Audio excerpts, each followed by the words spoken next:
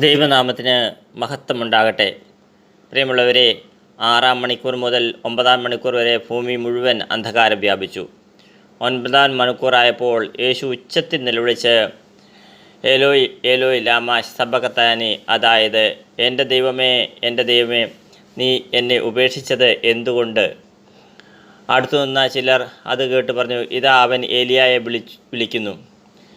ഒരുവൻ ഓടി വന്ന് നീർപ്പഞ്ഞി വിനാഗിരിയിൽ മുക്കി ഒരു ഞാങ്ങണമേൽ ചുറ്റി അവന് കുടിക്കാൻ കൊടുത്തുകൊണ്ട് പറഞ്ഞു, ആകട്ടെ അവനെ താഴെ ഇറക്കാൻ ഏലിയ വരുമോ എന്ന് നമുക്ക് കാണാം. യേശു ഉച്ചത്തിൽ നിലവിളിച്ച് ജീവൻ വെടിഞ്ഞു. അപ്പോൾ ദേവാലയത്തിൻ്റെ തിരശ്ശീല മുകളിൽ നിന്ന് താഴെ വരെ രണ്ടായി കീറി. അവന് അഭിമുഖമായി നിന്നിരുന്ന ശതാധിപൻ അവൻ ഇപ്രകാരം മരിച്ചത് കണ്ട് പറഞ്ഞു, സത്യമായും ഈ മനുഷ്യൻ ദൈവപുത്രനായിരുന്നു. അതേ പ്രിയമുള്ളവരെ, ഈശോ നമുക്ക് വേണ്ടി പാടുപീഡകളേറ്റ് മരിച്ചു. അതുകൊണ്ട് നമുക്ക് കർത്താവിന് വേണ്ടി ജീവിക്കാം. സത്യമായും ദൈവപുത്രനായ ഈശോ നിങ്ങളെല്ലാവരെയും ഈ ദിവസം സമൃദ്ധമായി അനുഗ്രഹിക്കട്ടെ. പിതാവിൻ്റെയും പുത്രൻ്റെയും പരിശുദ്ധാത്മാവിൻ്റെയും നാമത്തിൽ ആമേൻ.